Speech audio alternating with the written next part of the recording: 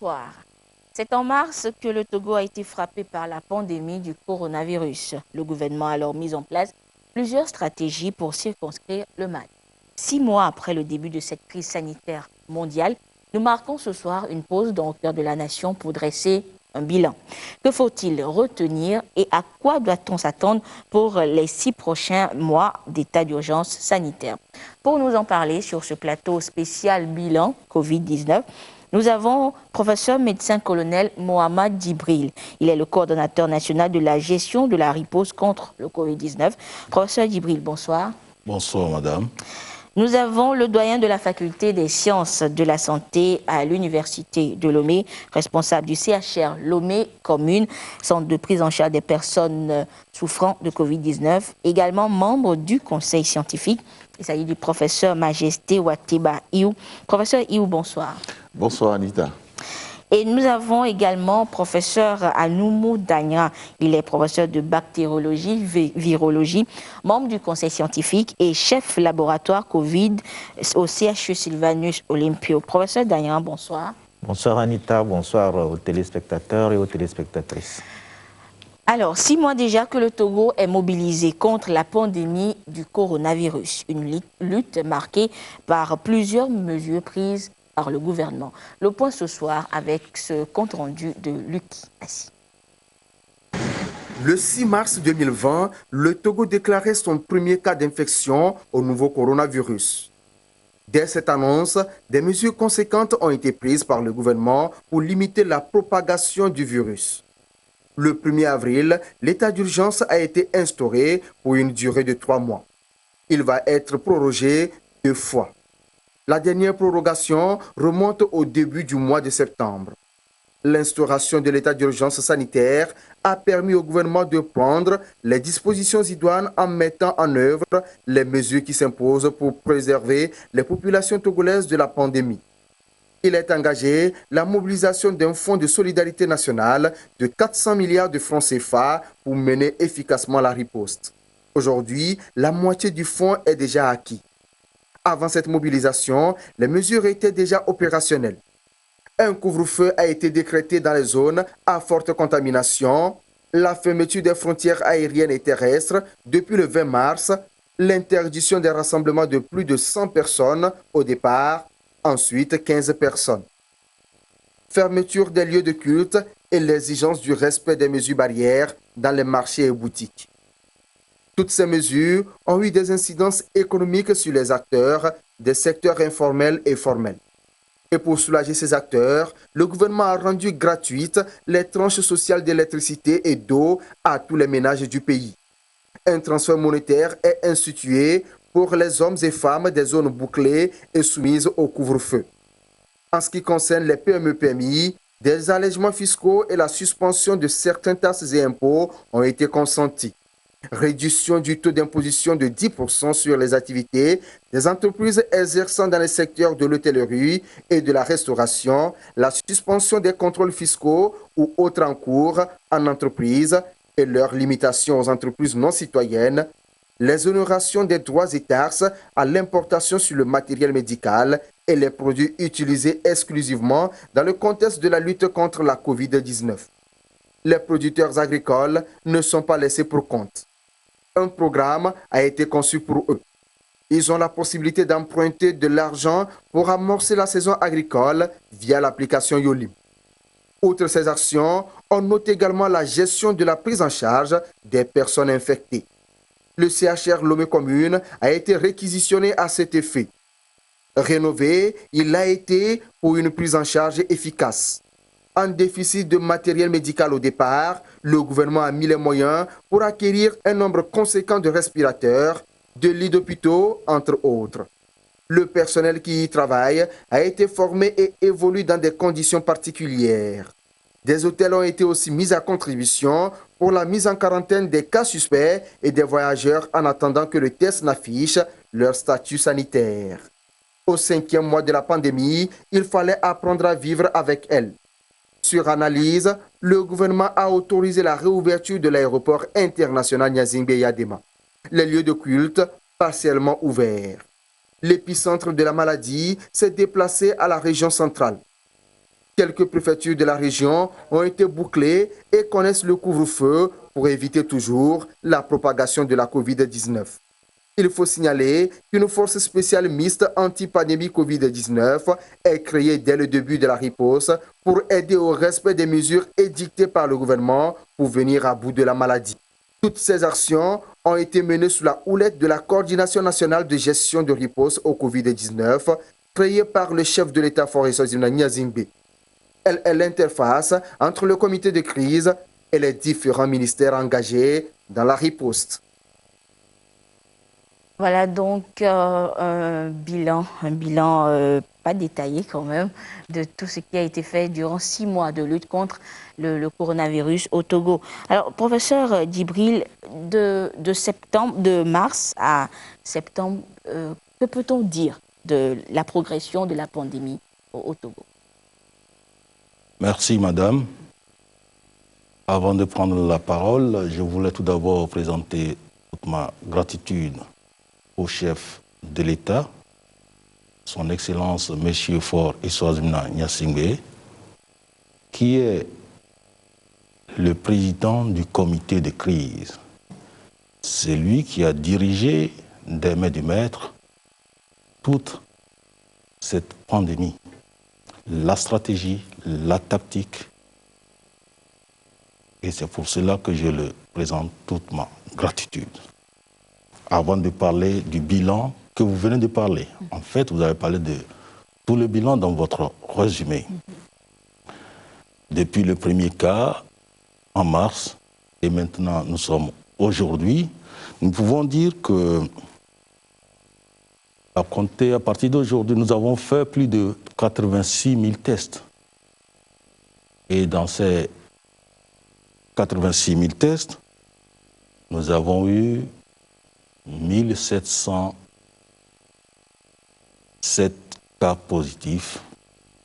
Ce qui va nous intéresser beaucoup plus, c'est les cas actifs, parce que c'est les cas que nous devons gérer. Et nous avons, depuis hier, jusqu'à hier, depuis le début de la pandémie jusqu'hier, nous avons eu, comme je disais tantôt, 1707 cas, mais depuis hier, nous avons 356 cas à gérer, c'est-à-dire les cas actifs. Et depuis le début de la pandémie, nous avons déploré 44 décès. Donc voilà ce que je peux dire sur cette question, mais tout en sachant que dans la progression, il y a eu des hauts et des bas.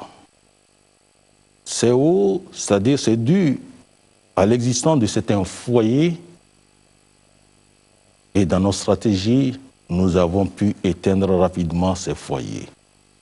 Au le mois d'août et de septembre, vous avez évoqué dans votre bilan la région centrale, notamment les préfectures de Tchaoudjo, Chamba et Sotoboa, et qui ont bénéficié de nos stratégies, c'est-à-dire bouclage, couvre-feu, escrimer tous les cas. Et je pense que pour l'instant, cette stratégie marche et nous pensons que nous allons continuer, mais en améliorant la stratégie au fur et à mesure et en fonction de la situation. Voilà ce que je peux dire pour l'instant sur cette question. Merci beaucoup, professeur Djibril. Professeur Iou, vous, disons, au centre de prise en charge, au CHR Lomé Commune, au centre de prise en charge des personnes vivant, souffrant de Covid-19, si vous devez dresser un bilan de ces 6 mois déjà passés à vivre avec la maladie. Nous avons été donc le principal centre, dans le premier centre à être ouvert véritablement pour recevoir les cas positifs Covid.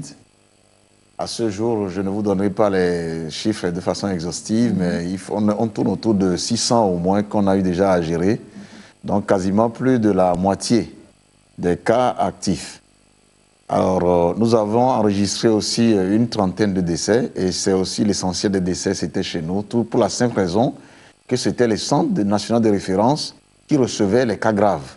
Donc quand il y avait un cas difficile à gérer à l'intérieur du pays, nous le recevons et nous le gérons.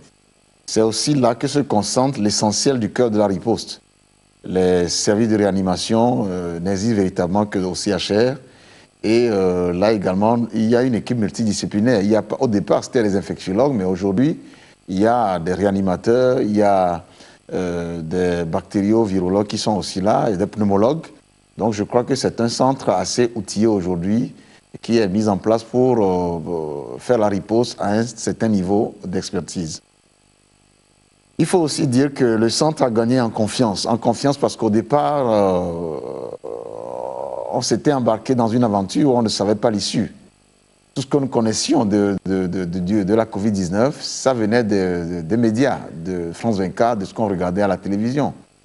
Et on n'avait pas de référentiel, on n'avait pas de point de départ, on n'avait pas un standard à partir duquel bâtir nos stratégies. Mais c'était beaucoup plus, avec beaucoup de courage, avec le cœur qu'on y était allé. Et on a réalisé au bout du compte que nous avons appris beaucoup de choses et ça guide et ça aide aujourd'hui la stratégie. Cette confiance est aussi issue du fait que très tôt à l'entame de la riposte, de notre stratégie de riposte, nous avions eu une bonne écoute de nos autorités qui nous ont fait des promesses et l'ont tenues, principalement le chef de l'État. Et donc je me souviens à nos premières rencontres avec lui, on lui avait demandé des garanties en termes de sécurité pour faire le boulot. Il a tenu promesse, il a mis à notre disposition le matériel. Ceci a fait que ça a créé de la confiance. Ça, c'était très important. Parce qu'on s'était dit, vu ce qu'on voyait ailleurs, et les gens, tout le monde avait peur, les gens hésitaient. Si dans nos rangs, quelqu'un était tombé, ça aurait découragé d'autres personnes à rejoindre la lutte. Et pour survivre à cela, il faudrait avoir les bonnes conditions de travail. Et nous l'avons eu. Ça a permis, jusqu'à ce jour, nous n'avions pas à ce jour eu un seul cas positif dans nos rangs de Lomé à Saint-Cassé, dans les centres de prise en charge Covid. Je le précise. Là où notre activité quotidienne aujourd'hui, c'est être avec des gens positifs Covid, aucune personne, membre de nos équipes, depuis le balayeur, celui qui ouvre le portail, les portails des hôpitaux, jusqu'au médecin-chef, personne n'a été infecté. Et Dieu sait aujourd'hui combien on a multiplié les centres de prise en charge sur toute l'étendue du territoire. C'est pour vous dire que la promesse a été tenue. Moi, je ne suis que médecin. Et quand je suis dans une riposte qui relève de ma spécialité, et quelqu'un me donne les moyens de travailler en pensant à ma sécurité, à ma vie, je ne peux que lui dire merci. Et ça, honnêtement, je dis merci au chef de l'État qui a tenu parole. Nous lui disons davantage merci aussi pour ce qu'il fait, pour les autres formations sanitaires. Non seulement à Kégué, à Lomé commune, mais dans les autres hôpitaux, l'effort est là. Et c'est ça qui nous a permis au Togo d'avoir de bons résultats. Le Togo fait office des pays les mieux organisés dans la lutte contre Covid. Déjà en Afrique et dans le monde entier, je peux dire que moi, quand je parle de Covid aujourd'hui, par rapport à mon pays, c'est avec le cœur gros. C'est avec beaucoup d'orgueil, avec beaucoup de fierté que je le dis, parce que nous avons fait un travail extraordinaire, sans grands moyens, sans expérience dans l'affaire. Nous sommes arrivés vraiment à tenir la barre jusqu'à aujourd'hui. Je crois que nous avons à nous féliciter. Et cette expérience nous amène aujourd'hui à aborder la maladie avec sérénité. La peur qui nous animait il y a quelques mois, elle n'est plus, il n'y a plus de peur. Aujourd'hui, nous sommes dans une autre phase qui est de mettre en place de meilleurs outils, plus d'intelligence au service de nos concitoyens pour sauver et travailler activement et efficacement sur les cas graves. Merci beaucoup, professeur Iou, pour ce bilan. Alors, professeur Dagnan, que retenez-vous de 6 mois de lutte, nous avons dit de parcours au Togo? Merci. Je dirais tout de suite, quand on voit l'évolution de l'épidémie, on se rend compte que l'épidémie a changé de physionomie. Au tout début, la cible, la population la plus touchée, c'était les voyageurs. Mais au jour d'aujourd'hui, la maladie est passée dans la communauté. Et donc moi, quand j'écoute encore les émissions sur les radios, la population n'a pas perçu ce changement-là. Les gens continuent de penser que le mal viendrait forcément de l'extérieur ou des voyageurs.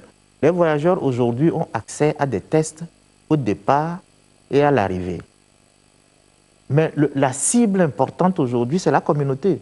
La preuve, il y a des gens qui veulent voyager, ils se pointent, on leur fait le test, ils sont positifs. Et donc le problème aujourd'hui, nous devons intégrer dans notre conscience que le Covid-19 est passé au niveau communautaire et que nous tous, nous constituons des cibles potentielles. Et donc nous devons changer de comportement, adapter notre comportement à ce changement-là. Le deuxième point, comme l'a dit le coordonnateur tout à l'heure, c'est Covid-19, l'évolution, ce n'est pas un fleuve tranquille. Hein. Il y a des hauts, nous avons connu des pics, des périodes où les chiffres sont très élevés. Nous tous, nous avons pris peur. Et puis il y a des périodes où ça semble ralentir. Mais il faut savoir que Covid-19 est là et Covid-19 ne va pas partir tout de suite. L'épidémie va être traînante dans le temps. Et ce n'est pas seulement au Togo. Quand vous entendez ce qui se passe dans tous les pays, il n'y a pas un seul pays qui a dit on a eu des cas de Covid, on a géré et on a éliminé. Cela suppose que les actes que nous devons poser tous les jours, nous devons savoir ou intégrer la présence de Covid dans notre vie quotidienne. Troisième point que moi je vois, quand on fait encore l'analyse, c'est que la maladie semble être plus fréquente dans les grandes villes qu'en milieu rural. Et donc, on doit faire attention à ne pas importer les cas de ces villes dans les milieux ruraux pour que tout le pays ne soit contaminé. Voilà quelques points sur lesquels je voulais revenir, également en rajoutant aussi l'évolution des moyens diagnostiques. Au départ, nous n'avons qu'un seul laboratoire qui faisait le diagnostic de Covid-19. C'était l'Institut national d'hygiène. Aujourd'hui, on a au moins 7 ou 8 laboratoires qui font le diagnostic. Et les efforts sont faits pour que, dans les mois à venir, qu'on puisse augmenter suffisamment le nombre de laboratoires qui vont faire le diagnostic pour rapprocher les sites de dépistage, comme on l'a fait pour la prise en charge, pour rapprocher les sites de diagnostic des malades pour qu'on puisse réagir très vite et limiter très tôt la diffusion de la maladie. D'accord. Merci beaucoup au professeur Daniel. Professeur Djibril, en suivant la courbe d'évolution de la maladie, on s'est rendu compte que cette dernière semaine, disons qu'il y a eu une certaine flambée, les cas positifs, on les comptait par dizaines tous les jours et tout ça. Alors, qu'est-ce qui explique, disons, cette montée des cas positifs détectés au coronavirus? Merci, madame. Je pense que le professeur Daniran vient de parler de cette situation. La maladie est devenue communautaire. Mais aussi, il a retouché un autre point que j'avais touché, c'est qu'il y a des foyers épidémiques. Le mois d'août et le mois de septembre, il y a eu des foyers. Nous avons parlé de la région centrale. Nous avons parlé aussi de la région de la Kara qui a été touchée parce que la région centrale étant touchée, par contiguïté, la région de la Kara a été touchée. C'est pour ça que la notion de bouclage est importante pour éviter que les foyers contaminent les autres zones saines.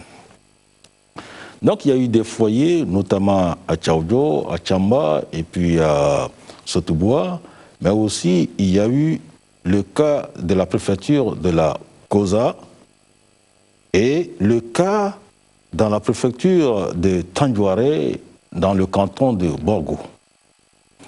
Donc tous ces foyers ont entraîné une production de cas positifs pendant longtemps. Parce que quand vous voyez, il y a eu un cas positif, ce cas positif peut avoir 10, 20, 30 cas contacts et ainsi de suite. Or, dans notre stratégie, il faut scrimer tous les cas contacts et les cas contacts des cas contacts. Donc vous voyez que tous les jours, à chaque fois, il y a eu des cas, c'est dû à ces cas contacts qui ont entraîné l'augmentation des cas parce que la maladie est devenue communautaire. Mais qu'est-ce qui a entraîné cela? C'est que pendant les fêtes, quand on regarde dans la région centrale, notamment à Tchaoudjo, à Tchamba et aussi dans la préfecture de Sotoboua, il y a eu la fête de Tabaski, où dans cette fête, tout le monde, tous ceux qui habitent, que ce soit au Nigeria, en Allemagne, au Ghana, au Burkina Faso, tous reviennent dans leur préfecture pour fêter. Et il y a certains qui sont revenus. Et pendant la fête, il n'y a pas eu respect des mesures barrières.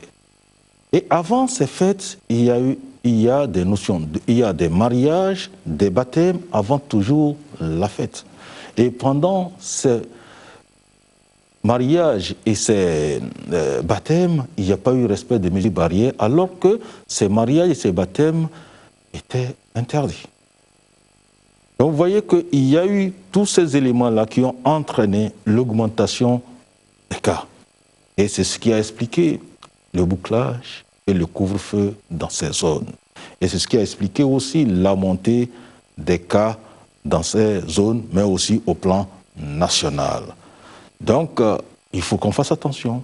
Actuellement, la maladie est devenue communautaire. Nous devons respecter les mesures barrières dans toutes les circonstances. Le professeur Iyo a évoqué ça, c'était très important. Au niveau du CHR, le commune, il n'y a pas eu de cas positifs, alors que c'est là-bas se trouve la maladie. C'est parce que les gens respectent les mesures barrières. Or, ils sont régulièrement testés. Donc forcément, ceci prouve à posteriori que si les gens respectent les mesures barrières, il y a très peu de chances de contracter la maladie. Voilà ce que je peux dire encore sur cette question. Merci beaucoup, professeur Djibril. Professeur Iyo, en parlant de bilan, on a constaté également le fort taux de décès ces dernières semaines. Nous sommes arrivés à 44 décès. C'est vrai que, disons que la prise en charge, elle est automatique. Nous savons que des personnes guérissent, beaucoup de personnes guérissent. Mais ces personnes qui décèdent ou qui sont décédées, à quoi cela est dû? Est-ce que c'est par rapport à, disons, leurs antécédents sanitaires? Qu'est-ce qui s'est passé? Toutes ces personnes qui sont mortes là, comment on l'explique? Merci pour cette question très intéressante. Déjà, je félicite encore mes équipes au CHR et ailleurs pour ce qu'ils font. Les 40 décès qu'on a, si nous n'avions pas eu les mesures de réanimation au Togo, ce n'est pas 40 qu'on aurait, on aurait eu peut-être 4-5 fois plus. Donc c'est pour dire déjà que beaucoup de gens sortent vivants, beaucoup de gens sortent vivants des réanimations. C'est déjà la bonne nouvelle. La deuxième nouvelle, qui est aussi l'enseignement que nous avions reçu, c'est que Covid-19 tue préférentiellement les gens qui ont déjà un état de santé fragile. Je peux dire que les 80%, voire 85%, sinon exactement 86%, pour être 86% des personnes décédées l'auraient été, même s'il n'y avait pas eu l'infection Covid. C'est ça aussi la réalité. Quand vous avez par exemple quelqu'un qui fait un accident vasculaire cérébral. Accident vasculaire cérébral, ça veut dire qu'un vaisseau sanguin dans le cerveau est bouché ou s'est éclaté. Donc, c'est ce qu'on appelle, il a eu, quoi là, AVC, hémiplégie. D'accord. Quelqu'un qui a l'hémiplégie, qui en plus de ça, son rein, le rein est détruit avant Covid. Ou c'est quelqu'un qui est en instance d'être dialysé. En plus de ça, son foie ne fonctionne pas parce que dans le passé, il était alcoolique. Et en plus de ça, il a aussi d'autres maladies dont je ne veux pas trop m'appesantir. Quand vous prenez celui-là, déjà, pour un médecin, c'est quelqu'un, excusez-moi le terme, mais qui a déjà un pied et les deux bras dans la tombe. Maintenant, sur ce terrain, qui erre de clinique à clinique, de médecin en médecin, Covid-19, en temps est passé par là, et puis ça se sort par la mort. Maintenant, le problème que nous avons, quand un laboratoire sort un test pour dire patient positif au Covid-19, à la Covid-19, il est comptabilisé. Il n'y a que deux issues dans l'histoire de cette personne. Soit il guérit ou il meurt. Maintenant, quand il meurt, si vous estimez que Covid, en fait, dans son décès, ne représente que 2%, vous devez quand même justifier où est-ce qu'il est parti. Il est mort, donc vous devez le justifier. Mais comme il a été testé Covid, et que c'est Covid qui nous intéresse aujourd'hui, on va dire qu'il est mort Covid. C'est en cela qu'un de nos excellents médecin commandant Agboblé, a proposé un temps le terme patient Covid décédé et patient décédé de Covid. C'est différent. Patient décédé, personne décédée de pauvreté et personne pauvre décédée, ce n'est pas la même chose. Nous avons beaucoup plus des patients Covid décédés et non des patients décédés de Covid. Mais comme je le disais, sur le plan comptage, la somme des Covid, c'est des cas cumulés égale somme des cas guéris ou des décédés. Donc, vous êtes obligé de les classer comme tels. Vous avez un cas Covid qui a un cancer avec des métastases au niveau du foie et du cerveau. Tout le monde sait que cancer avec métastases, qu'est-ce qu'on attend? Au mieux, on traîne un peu, mais ça finit par quoi? Ce que nous tous nous savons. Et celui-là a eu Covid. Il décède. C'est les cas que nous avons et nous en avons beaucoup, mais qui heureusement quand même sortent de la réanimation parce que c'est de grosses réanimations intensives avec des intubations à la réanimation. Certains développent quasiment des escarres. Les escarres, c'est quoi? Quand quelqu'un est couché alité de façon prolongée, il arrive que la peau, quelque part, s'enlève, ça devient de la plaie. On a des cas qu'il faut gérer et certains s'en sortent. C'est ça la réalité, c'est ça qui est... Mais malheureusement, nous avons quand même eu des cas où, quand on voit la cause de la mort, elle est vraiment liée au Covid. Et c'est en cela que cette maladie fait peur, parce qu'il y a des jeunes qui n'ont pas des maladies sous-jacentes, mais qui arrivent à mourir vraiment de l'infection Covid. Et ils représentent autour de 10% à peu près des cas. Donc c'est une maladie qui reste grave, pour laquelle nous devons vraiment faire attention. Pour finir, pour conclure, Covid-19, c'est un peu comme un avion qui chute. Et la cause de la chute, c'est le surpoids. Et Covid-19 se trouve un peu comme cette souris qui est montée sur cet avion et qu'on responsabilise comme étant le poids de trop qui a fait tomber l'avion. C'est ce que nous observons majoritairement dans les cas de décès que nous avons. Merci beaucoup, professeur Djibril. Pour ajouter là-dessus, c'est une belle analyse. Wow. C'est l'aspect analytique de ces décès-là. Et sur cette analyse, on peut ajouter que la plupart de ces gens qui décèdent ont d'autres pathologies. Comme il l'a dit, on ne peut pas, parce qu'ils sont positifs au Covid, ils ont été comptabilisés. Mais il faut, c'est pour ça qu'il faut éviter que la pathologie, la maladie, le Covid passe dans la population.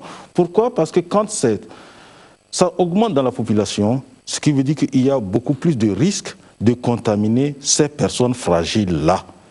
Et ces personnes fragiles-là risquent d'évoluer vers le décès. Toute maladie qui peut entraîner même une seule mort est une maladie grave, parce que ça sera une mort de trop. Donc forcément, il faut qu'on limite les cas positifs. C'est-à-dire que même certaines personnes qui pensent qu'il peut avoir la maladie en guérir, simplement la personne va transmettre ça à une autre personne qui va mourir.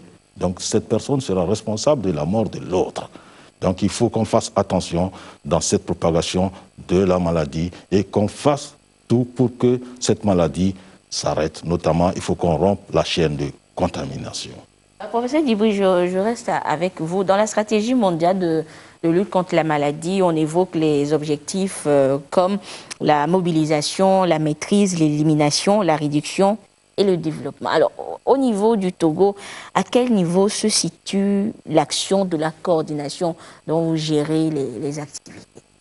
Je pense qu'au niveau du Togo, nous nous trouvons à tous les niveaux. D'abord, vous avez parlé de la mobilisation. Au Togo, il y a eu une bonne mobilisation. Au début de la pandémie, notamment en matière humaine, le personnel de santé à qui je salue. Il y a eu aussi mobilisation des équipements du matériel. Et ça, c'est le leadership du chef de l'État qui a permis d'avoir tous les équipements matériels en un temps record, le moment où nous avons besoin de ce matériel-là. Et il y a eu mobilisation pour venir au secours de personnes vulnérables aux mesures prises par le gouvernement pour l'état d'urgence. Donc aussi là-bas, il y a mobilisation. Donc il y a mobilisation à la fois du gouvernement, mobilisation au niveau des partenaires financiers, mais mobilisation au niveau de toute la population. Ceci nous a permis d'arriver à une stabilisation, à une maîtrise, entre guillemets, de cette pandémie. Pour ce qui est du développement, c'est ça que nous sommes en train d'évoquer actuellement. À un moment donné, nous devons vivre avec le virus. Et pour vivre avec ce virus, il faut reprendre les activités, d'où l'organisation au niveau sectoriel, où chaque secteur, chaque ministère doit s'organiser pour reprendre les activités, mais tout en pensant à rompre la chaîne de contamination dans la reprise de cette activité. C'est ça qui se fait dans chez vous ici, où vous avez placé les chaises à distance à plus d'1 mètre. Tout le monde porte le masque et tout le monde s'est lavé les mains. Donc tout ceci, il faut faire respecter les mesures barrières et nous allons reprendre nos activités pour reprendre le développement et vivre avec le virus. Comme je l'ai dit souvent, le virus a déclaré une guerre contre le genre humain. Le genre humain doit se munir pour combattre ce virus. Professeur, avant de vous laisser souffler, nous savons que chaque stratégie repose sur une base de données. Alors, est-ce qu'on peut connaître celle du Togo?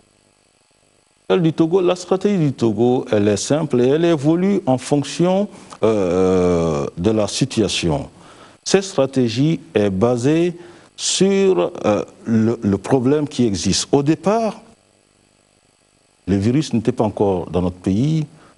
Nous avons voulu que le virus ne vienne pas dans notre pays. Et malheureusement, le virus est rentré. Mais nous avons voulu aussi que ce virus ne vienne pas augmenter les cas qui existent. C'est ça qui a entraîné la fermeture des frontières, et notamment les frontières aériennes et terrestres. Pour reprendre les activités, les frontières aériennes sont réouvertes, mais il faut quand même éviter que le virus rentre. C'est pour cela qu'il y a eu un laboratoire à l'aéroport pour pouvoir tester rapidement et savoir ceux qui viennent avec le virus et les mettre dans des centres de soins. Pour ce qui est de la stratégie interne communautaire, il y a d'abord la tactique au niveau sanitaire où quand il y a un cas positif, on cherche tous les cas contacts. Et on teste tous ces cas contacts et on les observe pendant 14 jours pour voir est-ce que ces gens ne vont pas se reconvertir en cas positif pour qu'on les prenne en charge. Ça, c'est un individu. Maintenant, dans une zone, s'il y a beaucoup de cas, c'est ça que nous appelons les foyers.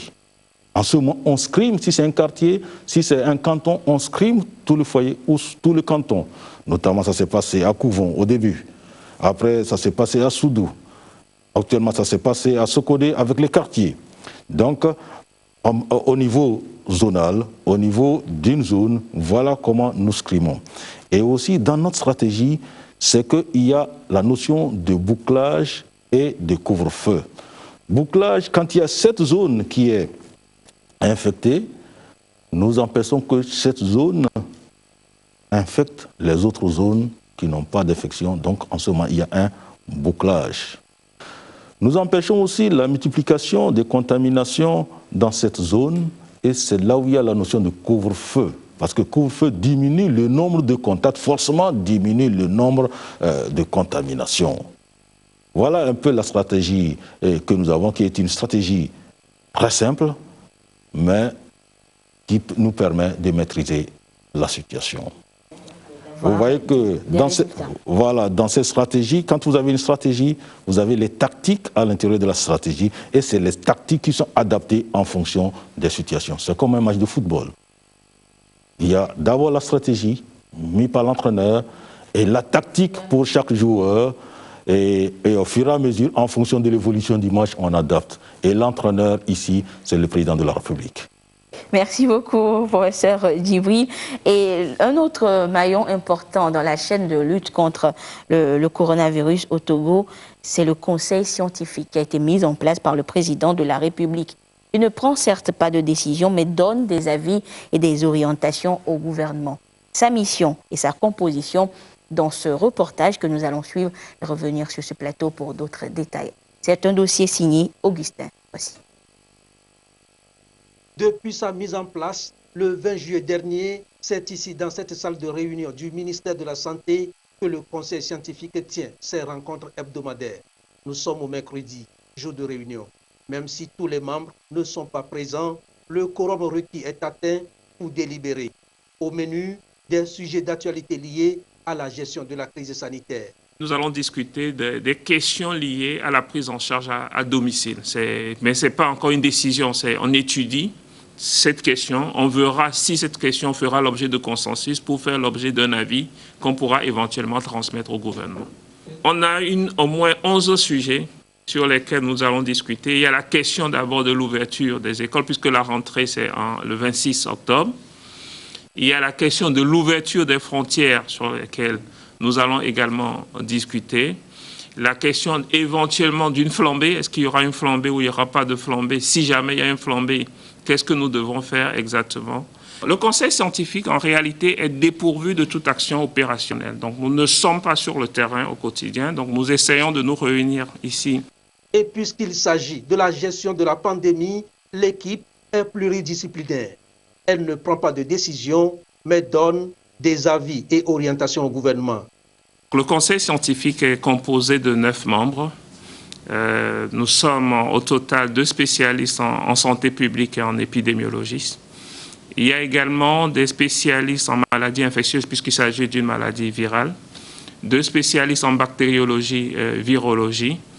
Et puis, nous avons au sein du conseil scientifique également un spécialiste en cardiologie, un spécialiste en pneumologie et 2 pharmaciens qui participent activement au conseil scientifique. Cette appellation parce qu'il s'agit d'abord d'une équipe qui est pluridisciplinaire, qui regroupe des spécialistes dans divers domaines pour discuter d'un problème de santé. Ici, il s'agit d'un problème de santé publique, et puis de donner des avis et des orientations au gouvernement afin de prendre des décisions.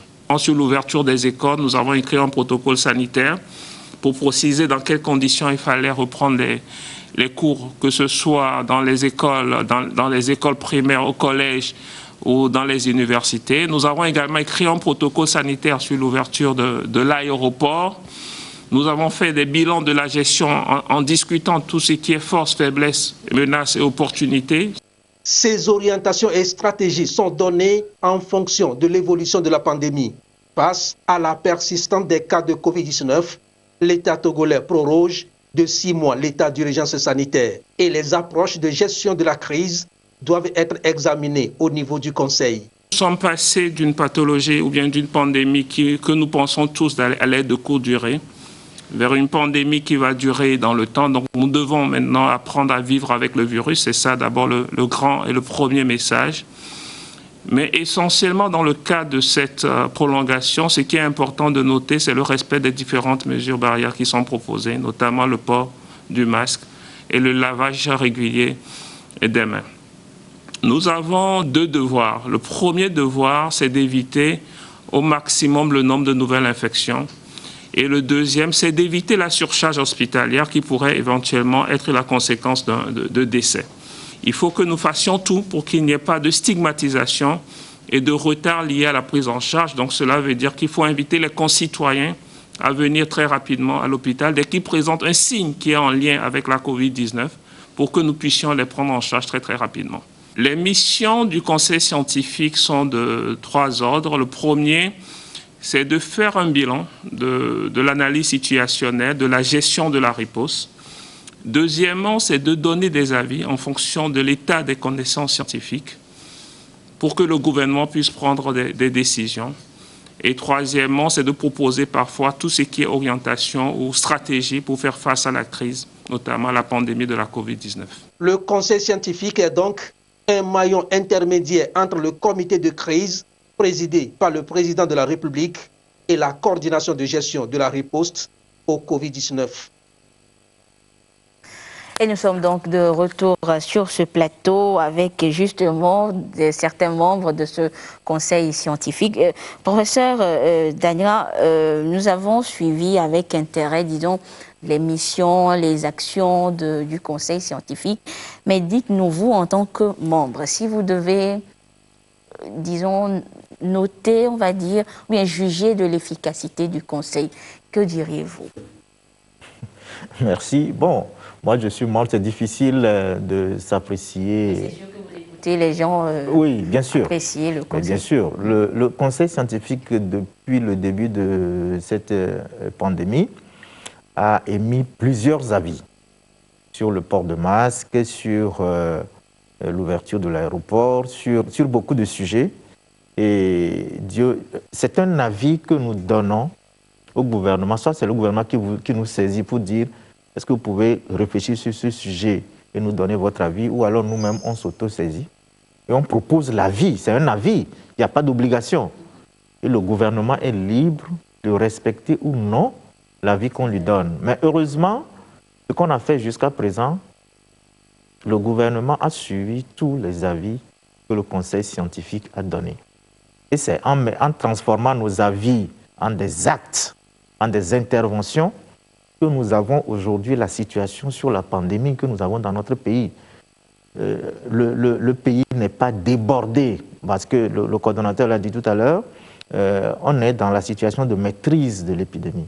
Alors les gens confondent maîtrise et élimination. Contrôler une épidémie, maîtriser une épidémie, cela suppose que notre système de santé n'est pas débordé, que notre capacité de réagir pour suivre les gens, pour les hospitaliser, pour les accompagner à la guérison, ce système n'est pas débordé. Ça ne veut pas dire que l'épidémie est finie. Donc il faut qu'on fasse attention à ça. Donc le conseil scientifique a contribué à là où nous sommes aujourd'hui en termes de maîtrise de l'épidémie. Le nombre de décès, on l'a dit tout à l'heure, 44, le conseil scientifique en son temps s'est prononcé également sur le schéma thérapeutique qui est utilisé aujourd'hui dans notre pays.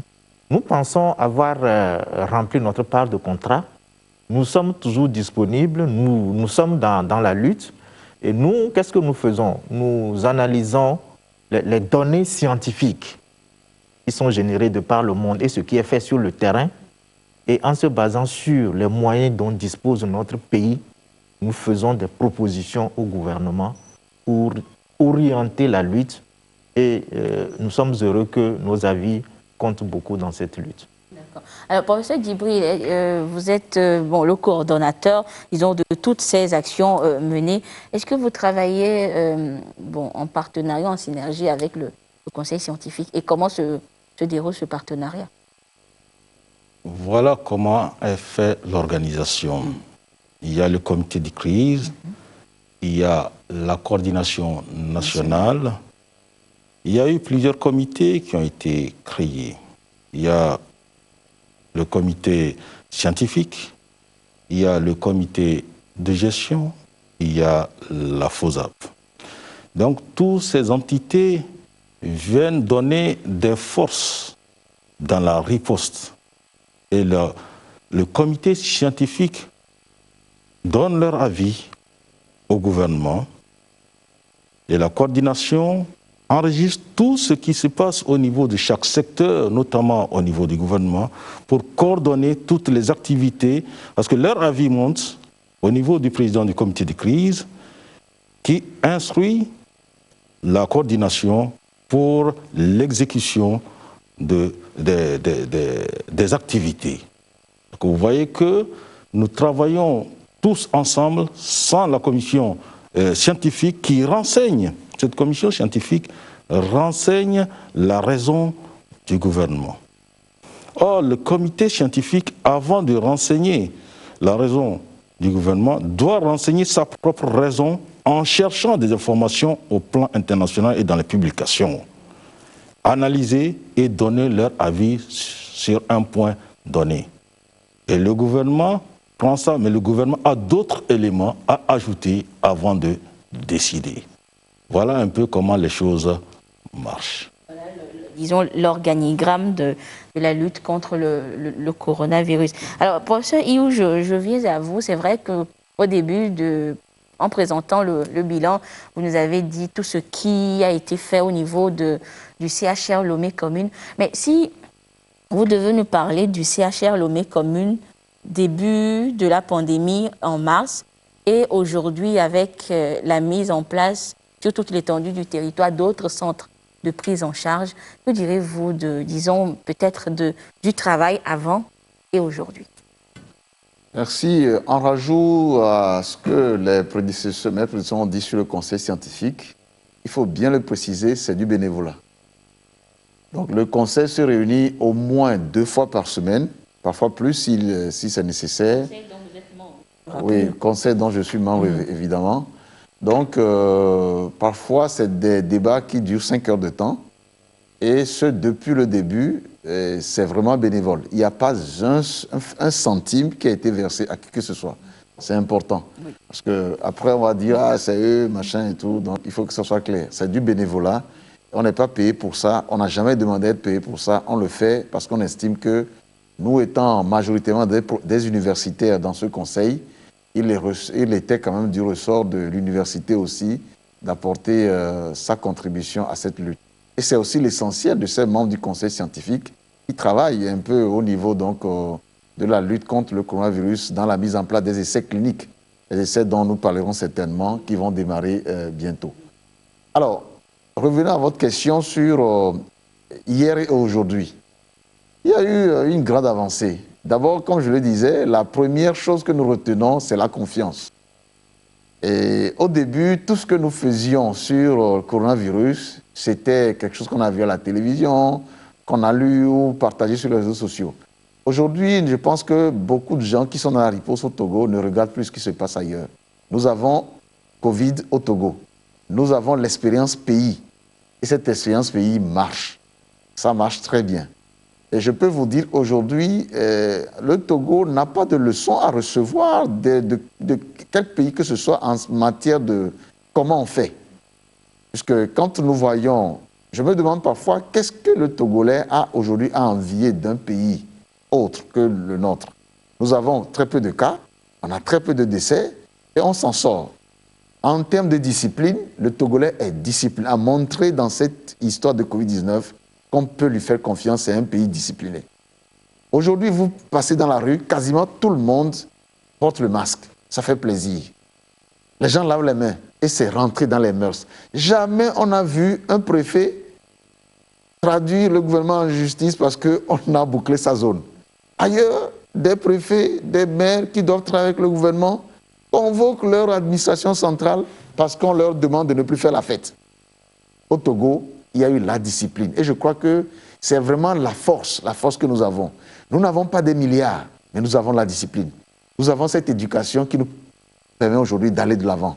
Et ça a permis, nous aussi, au niveau donc des centres, de nous dire que, avec cette discipline que les concitoyens observent, cette discipline même que les décideurs aussi observent et qui font qu'ils appuient efficacement la lutte, ça a créé une certaine confiance. Et ce qui fait que les employés ou les gens qui interviennent dans les centres de riposte, dans les centres Covid, sont en confiance. Nous avions accru en connaissance.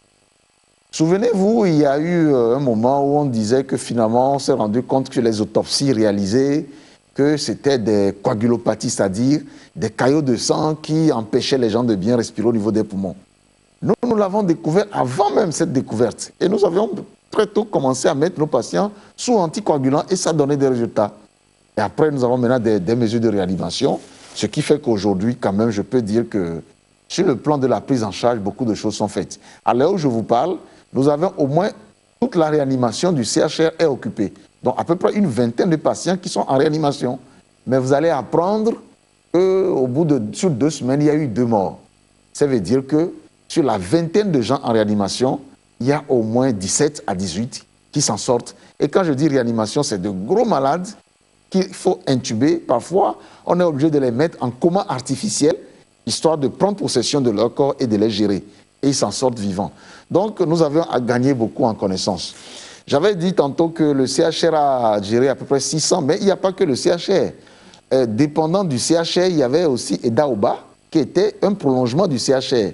Et là également, on a géré près de 400 personnes. Donc, rien que sur Lomé, cette stratégie, cette équipe a géré plus de 1000 cas, plus de 1000 cas, voilà, 1300 cas de cas positifs. Donc, c'est une banque de données importante, une file active impressionnante. Et je pense que nous ne partons pas avec... Nous sommes modestes, mais je pense quand même qu'aujourd'hui au Togo, et tout le monde l'a compris, les Togolais, les médecins togolais, les infirmiers togolais, les hygiénistes togolais sont capables de faire face à cette épidémie sans qu'on ait besoin de demander un renfort extérieur.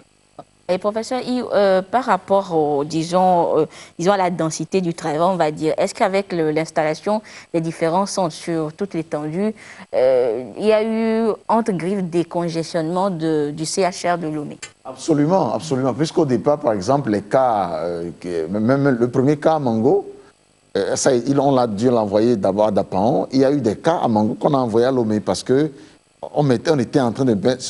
Covid a surpris tout le monde. Personne ne s'est préparé, les Occidentaux comme les Africains. Mais le Togo a bien réagi. On est un petit pays avec des moyens modernes. On a bien réagi. Et aujourd'hui, les centres sont quasiment autonomes. Je me souviens encore de mes collègues à l'intérieur, à Répé, parce qu'ils t'appellent te dire « Oui, professeur, j'ai un cas. » Tu sens tout de suite qu'il veut s'en débarrasser. Il veut vous le refiler à Lomé. On leur a dit, mais écoute, fais ceci, fais cela, ça va aller. Nous, on fait comme ça. Et aujourd'hui, ils ne nous appellent plus. Ils ne nous appellent plus. Ils savent gérer, ils le gèrent bien. Personne ne s'infecte parmi eux. Et je crois que ça, c'est quelque chose que nous avons capitalisé. Et la duplication, la multiplication des centres de prise en charge est à notre honneur. Enfin, de tout le pays, je veux dire. Et au chef de l'État, évidemment, parce que ça coûte cher, ces moyens, mettre en place les combinaisons qui coûtent très cher, les moyens de réanimation aussi vont suivre bientôt. L'ouverture des centres de dépistage à l'intérieur du pays, ça a permis vraiment de décongestionner et de rendre autonomes les zones, faire en sorte qu'on n'attend plus Lomé pour agir. On peut agir là où on est, et ça, je crois que le pays est excellemment bien cadré par rapport à ça. Nous avons même initié un concept au Togo que certainement des gens vont suivre, le concept de village-hôpital. Quand il a été question de boucler les zones, on a transformé des villages, on a pris leurs structures existantes, les écoles, qu'on a montées, qu'on a transformées en structures de prise en charge de riposte. Et ça a très bien fonctionné. Et ça a permis maintenant, une fois qu'on part, on laisse dans ces localités une expérience, un savoir-faire qui permet maintenant à l'équipe locale de pouvoir gérer et s'en sortir. Merci beaucoup, professeur Iou. Professeur Dagnan, nous allons évoquer justement ce que professeur Iou avait déjà effleuré, les essais cliniques sur des humains avec des phytomédicaments annoncés par l'université de Lomé. Alors, que fait le conseil scientifique dans, disons, cette nouvelle approche ou ce nouveau pas dans la lutte contre le coronavirus? D'accord. Donc, il faut séparer les activités du conseil scientifique créé par le décret présidentiel des activités du COMUL. Le COMUL, c'est le comité de l'université de Lomé pour la riposte contre le Covid-19. C'est vrai qu'il y a des membres. Il n'y a que des universitaires des deux côtés. Pas forcément. Mais c'est vrai qu'il y a des membres qui sont du conseil scientifique, qui sont aussi membres du COMUL. Mais les deux organisations sont vraiment, sont vraiment différentes. Le comité de l'université qui gère ces essais cliniques se base essentiellement sur des chercheurs de la faculté des sciences, de la santé, de l'ESTEBA, de la faculté des sciences pures. Et avec les 10 praticiens, on a pu identifier un certain nombre de formulations des phytomédicaments que nous allons utiliser chez les patients pour évaluer leur effet sur le système immunitaire, pour voir ce que ça apporte en termes de récupération ou de guérison rapide. Le conseil scientifique, comme on l'a dit tout à l'heure, rassemble les données, les analyse et donne son avis. Et si les essais qui vont être faits bientôt, si ces essais donnent des résultats concluants, le conseil scientifique aura alors son avis à donner sur son utilisation sur le plan national. Donc voilà un peu les rôles que jouent ces deux entités. Oui, professeur Djibril. Voilà, le professeur Dagnan l'a dit, sur cette question, il faut que chaque entité joue sa partition. En matière de recherche, il y a le financier. Le financier ici, on dira que c'est l'État, c'est l'université. Il y a l'équipe scientifique, la société de recherche, ceux qui font la recherche. Et ceux qui font la recherche se logent au niveau de la faculté des sciences de la santé.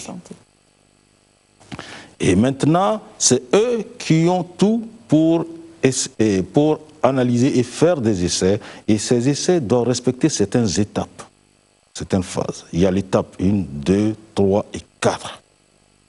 Et quand vous avez parlé du conseil scientifique, le conseil scientifique va nourrir aussi sa propre pensée sur ce que la société de recherche est en train de faire pour donner son avis après sur cette recherche. De la même manière aussi, la coordination fait partie du grand public qui attend les résultats de recherche, tout en sachant que ces recherches respectent très bien les différentes étapes. Donc voilà un peu comment chacun doit jouer son rôle. La société de recherche actuellement, c'est la faculté de sciences qui fait les recherches, mais le conseil scientifique jouera son rôle en analysant, en nourrissant sa propre réflexion sur ce que la société de recherche est en train de faire. Et au résultat maintenant, nous attendons les résultats pour pouvoir utiliser pour le grand public. Pour pouvoir avancer. Alors, professeur Iou, vous êtes doyen de la faculté des sciences de la santé à l'université de Lomé, justement. Et disons que vos collègues sont mis à contribution dans ces essais cliniques. Alors, est-ce qu'on peut avoir déjà une idée de comment cela va se passer? Bon, dans cette recherche, disons que c'est l'université, le professeur Djibril l'a dit, la dernière phase, du moins la phase sur le malade, est conduite essentiellement par les enseignants de la faculté des sciences de la santé. Mais au prime abord, pour qu'on arrive à ces formulations et voir si ces plantes, ces produits peuvent intéresser l'homme, il y a eu aussi les professeurs de la faculté des sciences. Et, enfin, la limite entre nous est vraiment très petite. Hein. Je suis l'investigateur principal de ces essais, c'est-à-dire que quand on fait un essai sur l'homme, il y a celui-là qui endosse toute la responsabilité ou la paternité de ce qui se fait. Donc je suis l'investigateur principal, pas parce que je suis doyen, c'est parce que c'est une maladie infectieuse et comme tel, celui qui peut, ou du moins scientifiquement peut assumer ce rôle, ça me revenait. Le professeur Dagnan ici présent est l'investigateur principal en second. Et il y a les autres. Et le professeur Ekwevi, qui entre-temps aussi est le président du conseil scientifique, il est un peu le metteur en scène, parce que c'est sa formation, c'est ce qu'il sait faire, c'est comment organiser par exemple des études, voir quel indicateur, comment mesurer. Chacun est vraiment dans son rôle. Voilà, donc c'est un peu ce que nous faisons et on espère que vraiment de ces essais, qu'on va trouver des choses intéressantes, pas seulement pour Covid, mais aussi sur les autres maladies qui ont besoin d'un reconfort immunitaire pour pouvoir trouver la guérison. Et comme l'a dit le professeur Dagnan, ces essais, c'est vraiment pour tester l'apport de ces substances sur la réponse immunitaire efficace que notre organisme peut apporter contre cette infection à la Covid-19. Professeur Djibril, depuis, disons, on va dire, près de 2 mois déjà, l'aéroport international Gnassingbé Yadema a réouvert ses portes et nous avons vu toutes les dispositions qui ont été prises à ce niveau également pour permettre à ce que nous n'ayons pas assez de ces cas de maladie. Mais dites-nous aussi, la dernière fois déjà à la conférence de presse hebdomadaire, vous avez dressé un bilan de tout ce qui a été fait. Alors, bon, sur ce plateau, on peut également évoquer une fois encore ce bilan. Qu'est-ce qu'on peut dire depuis l'ouverture de l'aéroport jusqu'à aujourd'hui?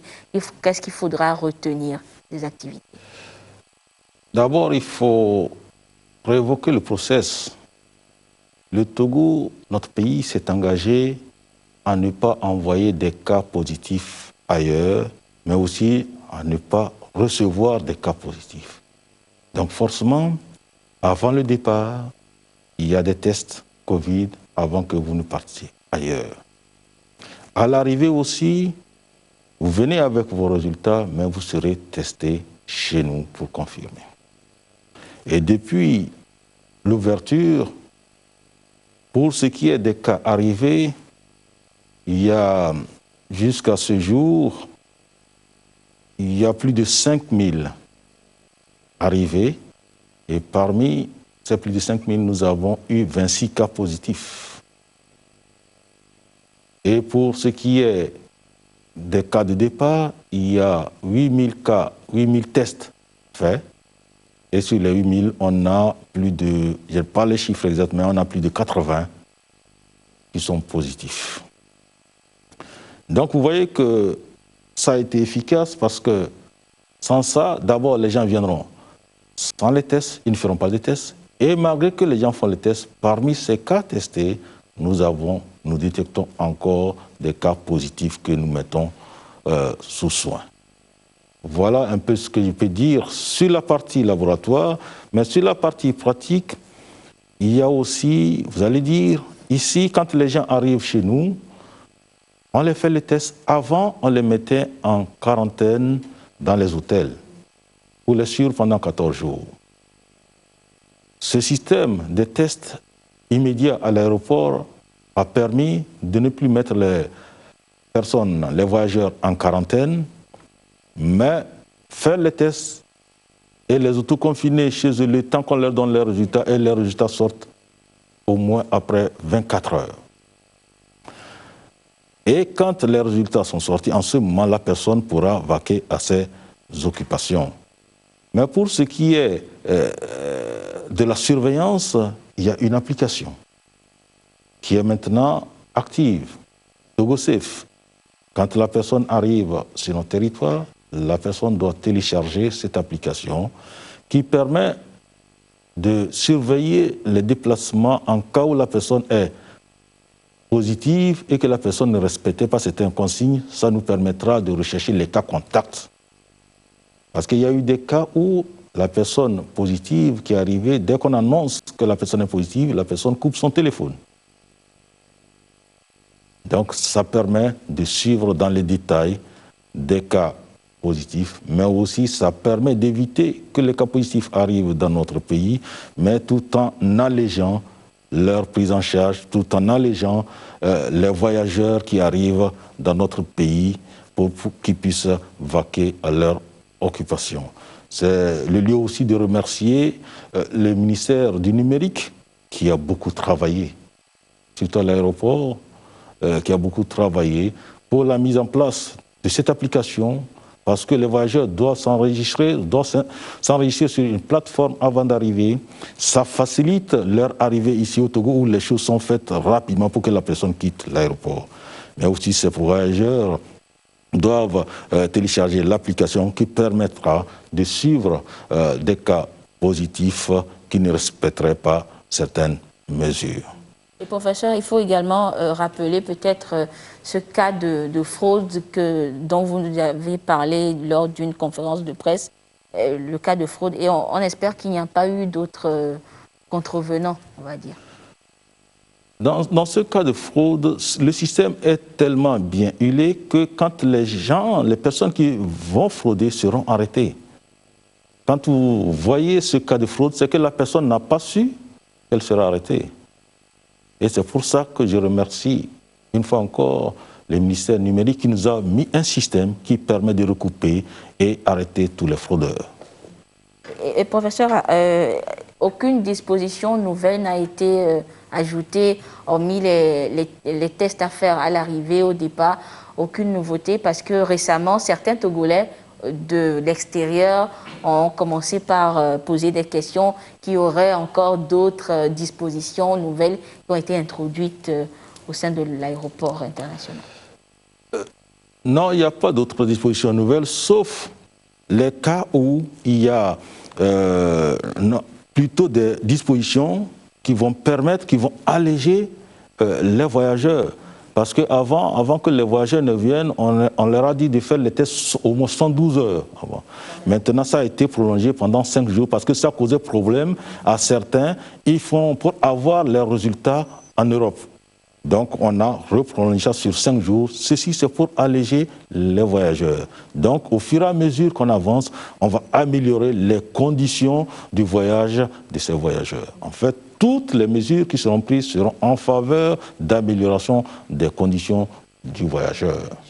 Professeur Daniel, pour compléter ce que le coordonnateur vient de dire, il y a aujourd'hui beaucoup de fausses informations qui circulent sur les tests à l'aéroport. Et l'occasion nous est donnée de pouvoir corriger un certain nombre de ces informations. La loi, elle est dure, mais c'est la loi. Le Togo dit, si vous arrivez à l'aéroport de Lomé, vous allez faire un test. Même si vous venez de faire votre test il y a 1 heure ou 2 heures, mais la loi est comme ça. Mais vous respectez la loi et puis c'est tout. 2, si vous allez quitter le Togo, vous devez faire un test. Le coût du test au Togo, c'est 40 000. Les gens disent, quand on revient, on a fait le test ailleurs, on nous a pris de l'argent, vous, si vous faites, c'est pour... Le test, un seul test au Togo, c'est 40 000. Un seul test au Bénin, c'est 100 000 francs que les gens payent. Un test au Ghana, c'est 80 000. Mais ici, on a l'impression... Les gens disent que oui, on vaut l'argent, on ne sait pas où ça... Donc, un personnel de santé se réveille, il s'habille, il arrive à l'aéroport, et puis prend de l'argent, il met dans sa poche. Le soir, il rentre avec. Non, il faut qu'on soit sérieux.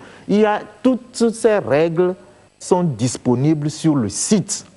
Moi, j'invite les voyageurs à consulter, à lire les informations qui sont disponibles, le délai pour faire le test avant de voyager, les conditions dans lesquelles les tests sont réalisés. Quand vous revenez, les conditions que vous devez respecter, tout est disponible. Je vous en prie, lisez les informations avant de voyager. Maintenant, est-ce qu'on peut améliorer? Une œuvre humaine n'est jamais parfaite. Donc, nous réfléchissons toujours pour voir comment alléger le dispositif, comment améliorer le dispositif.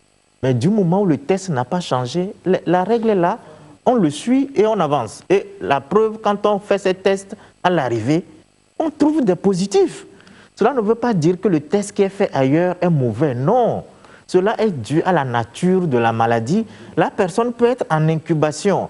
Quand elle a fait son test au départ, le temps d'arriver, elle devient positive à Lomé. Ça ne remet pas en cause le test qui est fait ailleurs. Voilà comment ça se passe. Et nous, le dispositif qui est mis, il peut y avoir quelques imperfections, on est d'accord. Mais globalement, c'est un dispositif qui nous permet de capter ceux qui sont positifs pour qu'ils ne viennent pas contaminer les autres qui n'ont pas voyagé. C'est ce que je voulais Merci ajouter. beaucoup, professeur Dayan. Nous parlons de 6 mois de lutte contre la maladie. Nous avons écouté, disons, professionnels de la santé donner vos avis. Eh bien, nous avons également tendu le micro de la télévision togolaise à certains Togolais, histoire d'avoir leur avis sur tout ce qui a été fait jusqu'à ce jour. Nous les écoutons et nous revenons sur ce plateau. Je pense que le gouvernement a déjà fait un grand effort pour remédier à cela. Mais le problème, c'est au niveau de la population. C'est la population qui est inconsciente. Parce qu'ils ne prennent pas bien les précautions pour remédier à cela. Par exemple, laver les mains, le port des cache-nez. Ce qui est dangereux, c'est qu'ils pensent qu'il n'y a pas la maladie ici. C'est ça qui est plus dangereux. Surtout, on bloque certaines villes. Par exemple, on a bloqué certaines villes. Là-bas, ils pensent qu'il n'y a pas la maladie. Donc, ils voient que le gouvernement les torture, ou histoire de porter le cache-nez ou de faire ceci, cela. Pour eux, c'est comme si c'est une torture. Ils ont fait un bon travail, surtout qu'ils avaient instauré le couvre-feu et puis certaines mesures qui ont vraiment accompagné la population à se ressaisir. Mais du moment où on a levé le couvre-feu, la population pense que la pandémie est finie. Voilà pourquoi maintenant nous avons encore des cas qui s'augmentent. Et aussi, je pense qu'il n'y a pas de suivi aussi parce que on a ouvert les bars-restaurants qui accumulent chaque jour de personnes qui ne respectent pas les mesures barrières, surtout la distanciation sociale. Nous constatons également aussi dans les marchés qu'il n'y a pas aussi le suivi là-bas. Ok, en ce qui concerne le Togo, je constate qu'il n'y a pas une grande responsabilité au niveau du transport public ici. Il faut bien augmenter le taux de protection ici. Il faut garder attention en ce qui concerne cette maladie. Oui, c'est une crise mondiale en ce qui concerne ce Covid-là. Mais dans tous les cas, il faut prendre des mesures. Hein. Lorsqu'on parle de tous les citoyens togolais, les messages ne passent pas vite. Il faut que les gens prennent vraiment conscience que ce n'est pas une question de politique, que c'est une question de maladie. Il faut que la sécurité mette de l'ordre sur le cache-nez. C'est-à-dire sur ça, il faut qu'on sanctionne. Oui, le gouvernement togolais se débrouille, mais c'est nous-mêmes la population. Mais il y a manque de beaucoup de choses, comme moi, je vois dans des villages, il faudrait qu'il y ait des équipes qu'on doit déployer, des équipes dans chaque canton, sur toute l'étendue du territoire, pour sensibiliser nos parents qui sont dans des villages, dans des campagnes, pour qu'ils sentent que vraiment cette maladie, elle existe, que c'est une chose réelle. Par rapport à la crise de Covid-19, qui a été une crise mondiale, et le Togo n'a pas ménagé ses efforts pour pouvoir contrer la pandémie. Et surtout, le comité de riposte qui a été mis en place, et ils ont essayé de sensibiliser d'abord les gens par rapport aux dégâts que la maladie est en train de causer ailleurs et ce qui peut forcément nous arriver aussi. Donc, il faut responsabiliser la population et les sensibiliser, leur parler de ce qu'il faut faire pour qu'on ne repasse pas aux anciennes mesures strictes. Voilà donc ce que pensent les Togolais de 6 mois de lutte contre la pandémie du coronavirus. François Djibril, la dernière fois, disons que les députés à l'Assemblée nationale ont donné leur accord donc, pour que le gouvernement puisse proroger l'état d'urgence de 6 mois encore. Alors nous avons déjà fait 6 mois, nous avons encore 6 mois d'état d'urgence. Alors s'il faut peut-être penser à la stratégie, peut-être améliorer quelque chose, réduire quelque chose ou accentuer quelque chose pour le bilan. Alors pour les 6 mois à venir, que peut-on espérer de la stratégie de lutte contre le coronavirus? Merci, madame. Je pense que nous l'avons dit ici. Pour ce qui est de cette pandémie, nous avons évolué pendant la période d'urgence. Actuellement, la maladie est communautaire dans notre pays, comme dans d'autres pays. La stratégie serait aussi de vivre avec le virus, mais aussi continuer le développement. Et dans la vie, comme nous voulons vivre avec le virus et continuer le développement, chaque secteur doit s'organiser. Et c'est pour cela que nous sommes en train d'organiser tous les secteurs. Vous avez vu, le ministère de l'enseignement primaire et secondaire s'est organisé. On a fait, par la méthode du président du comité de crise et le président de la République, une reprise progressive et méthodique. La reprise a été faite au niveau de l'enseignement avec les classes d'examen. Nous avons noté les points forts et les points faibles. Le ministère de l'Enseignement est en train de travailler pour corriger les points forts et bientôt il y aura la rentrée scolaire et les activités vont reprendre là-bas. De la même manière, au niveau du ministère du Sport, ils sont en train de s'organiser avec les fédérations, avec lesquelles nous allons discuter comment ils vont s'organiser pour la reprise de ces activités là-bas, et ceci en évitant d'augmenter les risques de contamination. Pareil au niveau du ministère du Tourisme, avec les hôtels, avec certains bars, comment il faut que les gens reprennent, mais en respectant les mesures barrières. Voilà un peu. Tous les ministères doivent s'organiser et reprendre les activités et nous avons ce temps-là pour s'organiser, en même temps en reprenant progressivement et en allégeant certaines mesures tout en évitant l'augmentation des contaminations.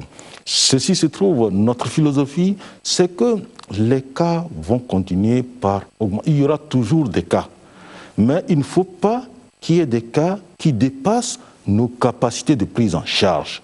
Et c'est pour ça qu'il faut canaliser cette apparition des cas. Donc il faut organiser les secteurs pour que les activités reprennent, qu'on vive avec le virus tout en ayant moins de cas. D'accord. Merci beaucoup, professeur Djibril. Professeur Dagnan, pour les 6 mois à venir, selon vous, qu'est-ce qu'il faudra encore faire peut-être de mieux? Voilà. Tout à l'heure, je disais qu'aucune œuvre humaine n'est parfaite. Certes, nous avons eu de bons résultats, mais il y a d'autres défis qui se pointent aussi à l'horizon. Il va falloir les prendre en compte dans les jours et les mois à venir. Il y a le problème d'ouverture des frontières terrestres, qui est un problème communautaire. Est-ce qu'on restera comme ça, les frontières fermées, et jusqu'à quand? Donc il faut que les pays de la sous-région et donc le Togo, qu'on se penche sur ce sujet-là et voir comment est-ce qu'on peut évoluer. Il y a le problème de l'école, le colonel l'a évoqué, le problème des bars. Il y a encore les gens, quand moi j'écoute encore les émissions, il y a le problème de l'ouverture des autres églises et de toutes les églises. Donc, c'est des points sur lesquels nous devons revenir dans les jours et les semaines à venir. Il y a la stratégie de la lutte contre la maladie au niveau du ministère de la Santé. Le ministère de la Santé a fait une évaluation les 6 mois. Maintenant, est-ce qu'on continue par rapport à ce qu'on a fait jusqu'à présent, où il y a des points sur lesquels on peut intervenir, notamment la surveillance, notamment la prise en charge telle que c'est organisé aujourd'hui. Donc, c'est des points d'attraction qui doivent retenir, qui doivent nous occuper dans les jours à venir pour qu'on puisse s'améliorer tout en sachant que la maladie ne va pas disparaître en coup de baguette magique. Ce n'est pas possible. Comme on l'a dit au début, c'est une épidémie qui va traîner dans le temps. Et donc, vivre avec cette maladie, mener nos activités, prendre des mesures pour ne pas s'infecter. Voilà la dynamique dans laquelle on est maintenant. Et donc, tous ces points que nous venons de lister feront l'objet des recommandations, des nouvelles stratégies à mettre en place pour qu'on puisse avancer et surtout regarder le côté économique de la lutte aussi. Merci. Oui, professeur Djibril. Oui, pour ajouter à ce que le professeur Daniel a dit, tous les secteurs, quand on regarde les frontières, ça fait le ministère de la Sécurité, le ministère de la Défense qui sont en train de travailler. Nous avons ouvert pour l'aéroport pour voir ce que ça va donner. Et maintenant, le professeur Daniel l'a évoqué, c'est au niveau communautaire de l'Afrique de l'Ouest, ça sera harmonisé pour l'ouverture des frontières terrestres. Les lieux de culte aussi, une partie des lieux de culte était ouverte. Maintenant, il faut encore réouvrir progressivement jusqu'à ce qu'on ouvre complètement les lieux de culte. Pareil aussi pour les autres secteurs. Mais maintenant, chaque secteur en s'organisant, est-ce qu'on va ouvrir tous les secteurs d'un seul coup ou bien les enchaîner? Et c'est ça que nous sommes en train de faire. Nous sommes en train d'enchaîner, mais aussi en ouvrant dans un secteur, on ouvre progressivement. Mais aussi quand on veut combiner les secteurs, on les enchaîne pour ne pas ouvrir d'un seul coup et avoir beaucoup de cas que nous ne pourrons pas gérer. J'ai bien dit la philosophie, on aura des cas, mais il ne faut pas avoir beaucoup de cas qui dépassent nos capacités. Merci beaucoup, professeur Djibril. Professeur Iou, à quoi devra-t-on s'attendre peut-être au niveau du CHR pour les 6 mois à venir? Bon, je dirais plutôt, j'ai la triple casquette, d'abord de doyen de la faculté de la santé, oui. Donc au-delà des problèmes Covid, j'ai les problèmes de formation. La faculté de la santé, c'est 3 entités, il y a la médecine, la pharmacie et l'odontostomatologie. Et il y a donc, c'est des hommes donc, qui font le Covid, c'est des étudiants aussi qui peuvent attraper le Covid. Donc, comment enseigner autrement dans un contexte à Covid? C'est une grande problématique sur laquelle nous travaillons beaucoup à l'université et je remercie pour cela le leadership du président Kokoroko, qui est un homme d'anticipation, qui va très loin, qui va vite et qui déjà a mis en place un comité qui a travaillé à élaborer un document pour gérer comment est-ce que gérer le déroulement de l'année académique prochaine. Et je précise aussi au passage que les activités d'essais cliniques que nous sommes en train de faire, que nous allons commencer bientôt, c'est sur son initiative. C'est sur son initiative et tout le mérite lui revient pour cette activité vraiment qu'il a su fédérer et qui aujourd'hui trouve son aboutissement. Au passage aussi, je dis que le financement de cette activité a été possible grâce au chef de l'État qui a déboursé les 2/3 des moyens financiers. Il y a eu aussi OTR et puis je crois Simtogo. Donc il y a lieu quand même de les citer et les remercier pour cet apport significatif.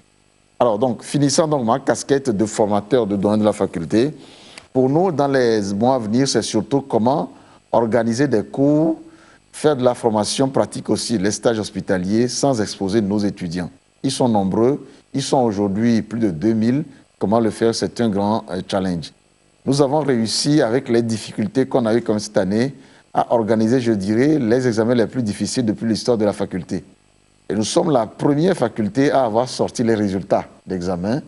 Et on en est très fiers, très contents. C'est pour moi le lieu aussi de féliciter tous les enseignants. Le professeur Djibril, j'aime bien le taquiner, il est le coordonnateur, mais je suis son doyen. Donc à la matière, je le félicite pour avoir assuré aussi le côté de l'enseignement de la médecine interne. Il est médecin interniste. C'est le seul professeur de médecine interne. Enfin, ils sont deux maintenant, mais c'est lui le patron. Donc sur ce côté aussi, ça a été assuré vraiment avec efficacité. Il y a le professeur Dagnan, mon grand frère personnel, qui a aussi assuré ce côté. Donc vraiment, en tant qu'universitaire que nous sommes, c'est aussi la formation des étudiants. Et ceci devient plus intéressant qu'on parle de médecine. C'est former les gens qui vont nous soigner demain. Donc tout est quand même en réflexion pour que la rentrée prochaine, les cours se fassent aussi à distance avec des cours d'affermissement en présentiel et ensuite des examens pour faire en sorte que Covid ne soit pas un handicap à l'épanouissement des étudiants et au bon déroulement des enseignements en santé et dans toute l'université. La deuxième casquette, c'est évidemment Covid. Covid où je suis aussi à la tête un peu du système de santé, de la prise en charge médicale. Je suis le référent national et aussi à la tête de la structure qui est aussi le cœur de la riposte, qui est le CHL Lomé Commune. Pour nous, notre prière, c'est que ces essais que nous allons commencer bientôt nous aident à améliorer l'offre de soins vis-à-vis de nos patients. Et que nous puissions aussi améliorer encore notre capacité d'accueil et de prise en charge des patients graves. Donc, étoffer le centre, l'améliorer pour qu'il soit meilleur à ce qu'il est aujourd'hui. C'est possible, nous pouvons le faire, nous l'avons prouvé, le gouvernement l'a prouvé, on peut encore faire davantage. Et enfin, la dernière casquette, je suis médecin hospitalier, donc je suis à la tête aussi du service de maladies infectieuses. Au CHU Sylvanus Olympia, au-delà des activités Covid, nous continuons à recevoir des patients de tétanos, des patients de méningite, de VIH, d'hépatite, etc. Et il faut aussi organiser ça pour que nous ne perdions pas de vue l'existence des autres pathologies. Nous avons des cas de tuberculose. Mais si nous ne savons pas engager tous nos efforts dans Covid et ne voir que ça, nous allons certainement un jour gagner la lutte contre Covid, mais nous allons avoir des problèmes qu'on aura délaissés. Donc tout ça a fait que ce n'est pas de tout repos. Et je remercie vraiment Dieu aussi, qui nous aide énormément, parce que quand on se demande, avec nos ressources modestes, comment on arrive à s'en sortir, je crois que là-haut, il y a quelqu'un qui voit, connaît notre misère et qui nous regarde et qui essaie de nous adoucir les peines. Le lieu pour moi aussi de dire merci au coordonnateur qui est un ami. Nous sommes des bons amis parce qu'on a été ensemble professeurs au concours d'agrégation ensemble. Donc c'est une grande histoire qui nous lie. Après nos aînés, professeur Dagnan, je crois que nous sommes dans une très bonne ambiance intellectuelle, spirituelle et sociale pour travailler et apporter notre contribution à aider notre pays qui a besoin de nous aujourd'hui. Contre cette maladie. Merci beaucoup, chers invités, d'être passés sur ce plateau. Nous avons essayé de dresser donc le bilan de 6 mois de lutte contre cette maladie, cette pathologie mondiale. Et avant de vous laisser repartir, nous allons faire le dernier tour de table. Une dernière question, justement, qui serait votre conseil à l'endroit des populations, justement, celles-là qui devront respecter les mesures barrières pour éviter la maladie. Alors, professeur Dagnan, nous allons commencer avec vous.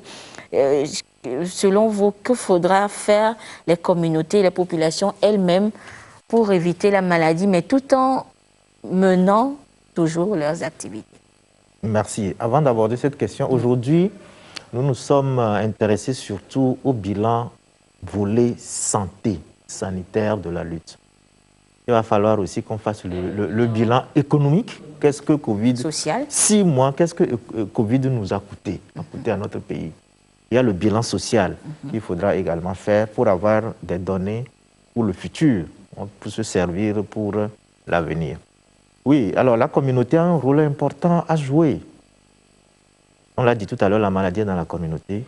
C'est le respect des mesures barrières. On peut mener toutes ces activités du moment où on respecte les mesures barrières pour prévenir la maladie. On sait aussi qu'il y a des complotistes. Quand vous suivez les informations, il y a des gens qui ont connu dans leur pays plus de 30 000 morts.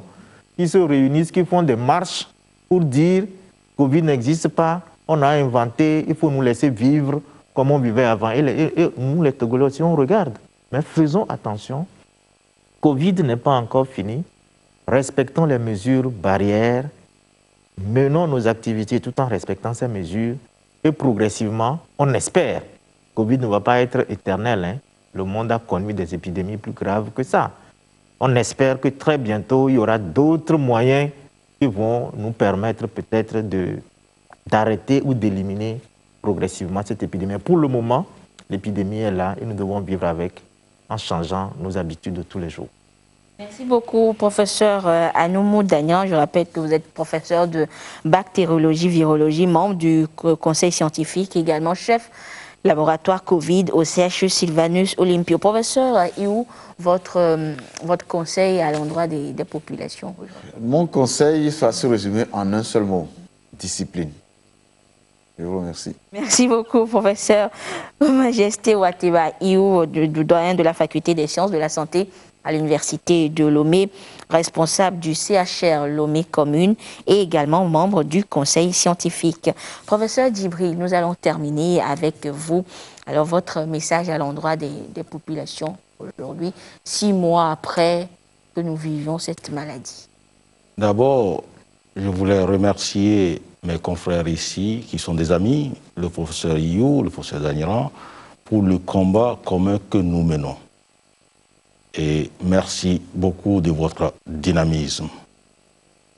Aussi remercier tout le personnel de santé qui s'est battu dans cette lutte. Et je les encourage à continuer. La maladie n'est pas terminée. Nous devons continuer notre combat parce que nous sommes là pour soigner et nous devons continuer notre combat. Enfin, remercier le personnel des médias pour la sensibilisation. Parce que vous savez, tous les mercredis, nous faisons des conférences de presse et ces conférences de presse sont relayées par les médias pour la sensibilisation de la population.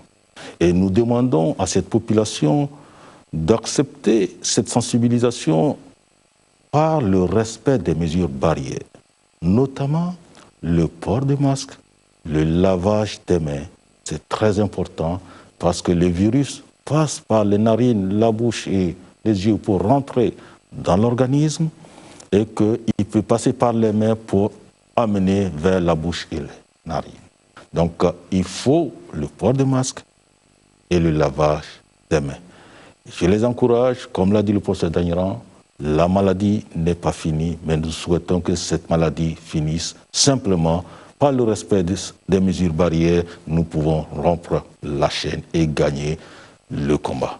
Merci. Merci beaucoup, professeur médecin colonel Mohamed Djibril, coordonnateur national de la gestion de la riposte contre le Covid-19 au Togo. Merci à vous, invités, d'être passés sur ce plateau.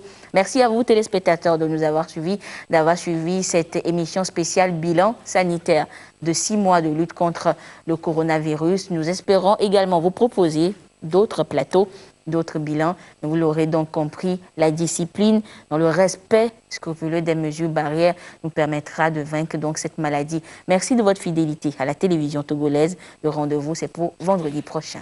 Bonsoir.